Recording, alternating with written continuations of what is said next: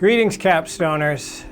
This one is going to be about your resumes and as you exit your Capstone experience going out in the job market, how you want to think about it and how you want to position yourselves. So we're going to talk a little bit about basic things like how does the Capstone look on your resume? How would you capture on your resume?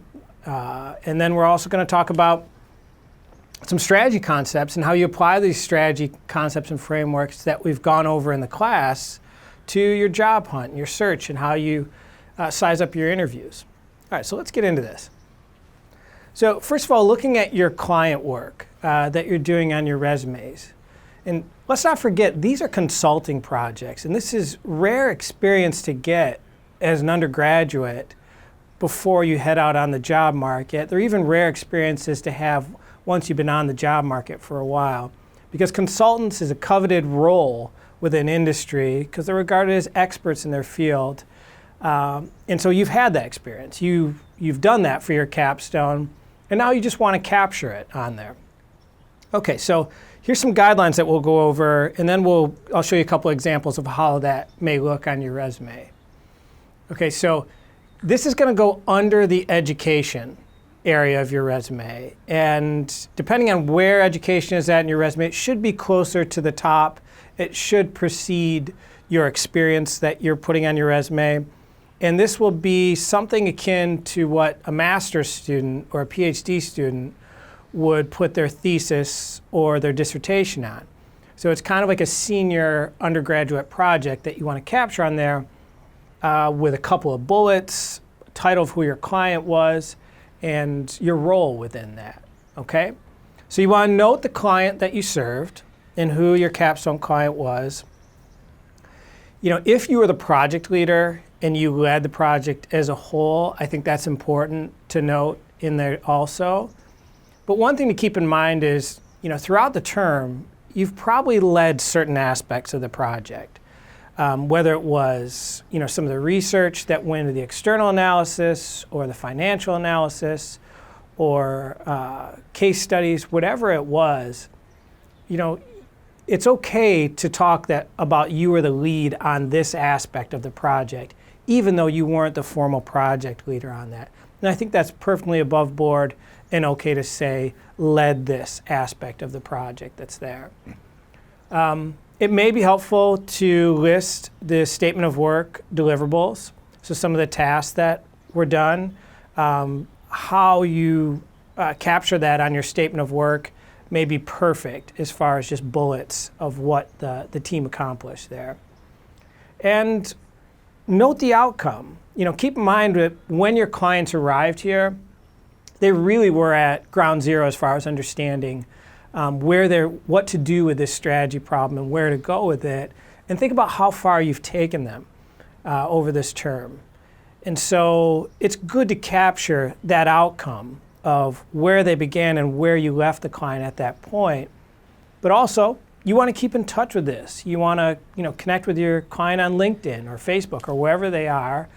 Connect with me on LinkedIn and keep in touch. And couple years later, 3 years later, you know, you can find out where is that client now, what are they doing now, to see how they grew up and to see, you know, your role in that and how you helped, you know, that genesis come to be. Okay, so let's look at a couple examples of how this might look on your resume. And these are actual ones from former students, capstone students of mine. Okay, so there's two examples on here. There's the one up above, and then there's one below. I think they're semi-similar to one another. Top student happened to be a finance student, and they served a client who was a jewelry maker, made jewelry out of recycled bicycle parts. And in this case, they had to develop a strategic plan for him to diversify outside of the jewelry market and to get into some other craft-based markets that he was involved with.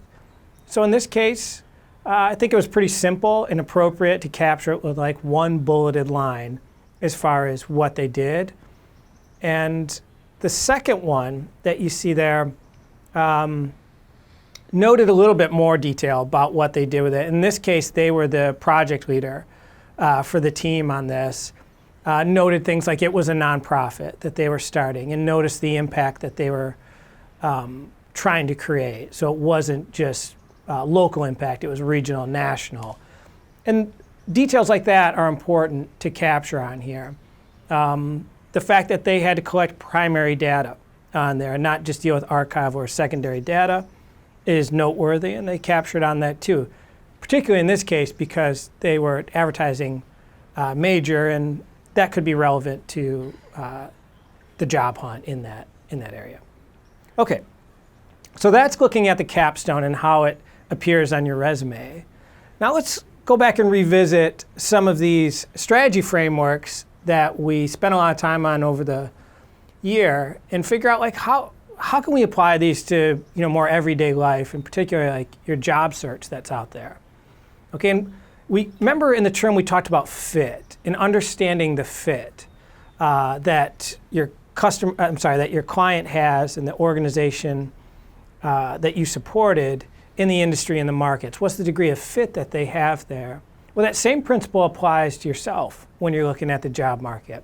And so we can go back to the Vario framework, and here you can apply it to yourself. And it's really trying to understand, how do you differentiate yourself? How do you appraise your assets, your resources, your capabilities that you've acquired through all your experiences, through your education, and how do you put that together? How do you distill that to something to understand the fit between you and a prospective employer that's out there?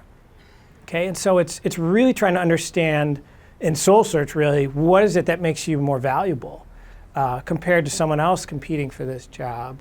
What makes your skills more rare and special? And what makes you difficult to replace if you were to lose that job? And how are you using these things? So when you put together all that you've acquired, your experience and your education, all your personal attributes, everything that you are, how are you organized to capture value from that? How are you applying that? So it's really coming up with the Vario of you in this case. Now, in your experience here at PSU, you've had maybe online specific experiences, you've had degree specific experiences, School of Business specific experiences, and PSU specific experiences. And you really want to know the story on all of those and what makes you special in having those different experiences that are there. So, it's, for instance, at the university level, it's really knowing what are all the programs that PSU is really strong at. What are our top-notch schools and programs that we have here, SBA being one of those that are here. So you can really brag and tell a PSU story. And same thing goes for the SBA. What makes the School of Business special that we have here? We've got great rankings, we've got great faculty, we've got great programs. What is it that's special that you can help educate an employer if they're less familiar with the SBA or PSU? And then with degree specificness, you want to maybe point to some special faculty that you had. Know their story, know their bio, know their experiences, because telling the story of the kind of faculty that you had when you did your schooling here, helps convey quality to outsiders looking at you. And really that's what it's all about. So elsewhere in the term, we talked about status by affiliation, or if you're affiliated, if you're in an alliance with a more prestigious partner, a more prominent partner, you get all the value from that too because you're associated with that partner. And this sociological world that we live in, where pedigree matters and where you went to school matters, and that outward appearance matters, and all those things get judged. And so if you're able to tell a better story about your university, where you did your schooling, the School of Business within this, what's special about the kind of faculty that you had here, then it helps situate you within that and really tell a better story about yourself in your education that's there. So I think it's really important to have a good story of yourself with respect to the university and School of Business. Okay, so that was a VRIO analysis. And another thing you want to think about is how do you affect the organization that you could be joining? And you can think about this of you've got an interview lined up, you're going to talk about yourself, you're going to talk about your experiences that's there, or you've identified a firm that you really want to work for and you want to more proactively go after them. Well, it starts with really understanding the firm and how they execute strategy.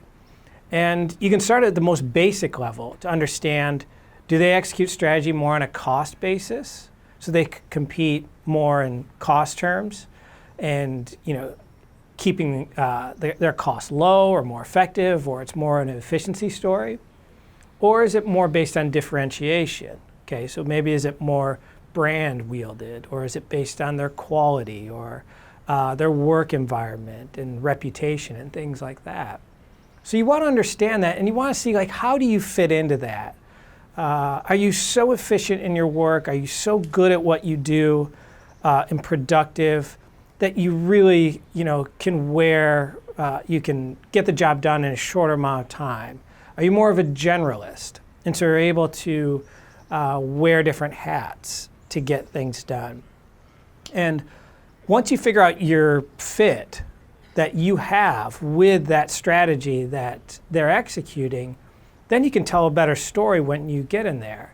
You can talk about how they're positioned within the industry and how you make a difference to the firm if you were to join it. What processes you would affect, what activities that the firm does would you be able to do better or improve upon. Okay? And you can do this in a variety of different ways, but it could be examples of pointing to maybe group work or coursework or things like that, or from your existing work experiences.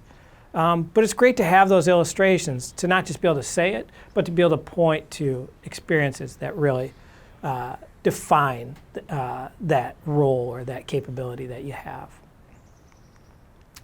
Okay, and finally we want to think about the network ties or how you interface with others. Okay, and for this, we didn't spend a lot of time on Porter's value chain as a tool that had a lot of utility for our internal analysis, but I like this diagram because although it presents maybe more dated roles for the modern economy, if you break down these primary and secondary activities, we have a much wider set of primary and support activities than what Porter originally conceived of.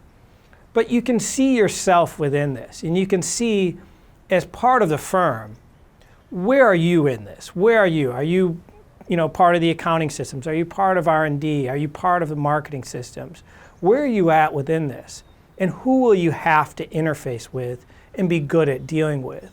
So from a functional level, having ties to other primary activities and other roles and people within that, how well do you interface with others?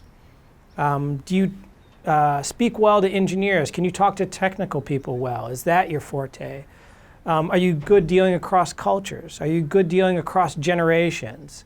So you want to think about all the different ways that you interface with others. And it could be role specific, like we can think of in the value chain, or it could be personality specific, any dimension that you can think of.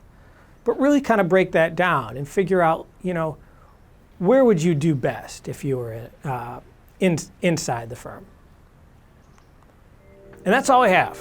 So I wish you the best in the term. I wish you the best on your job hunt out there. And good luck.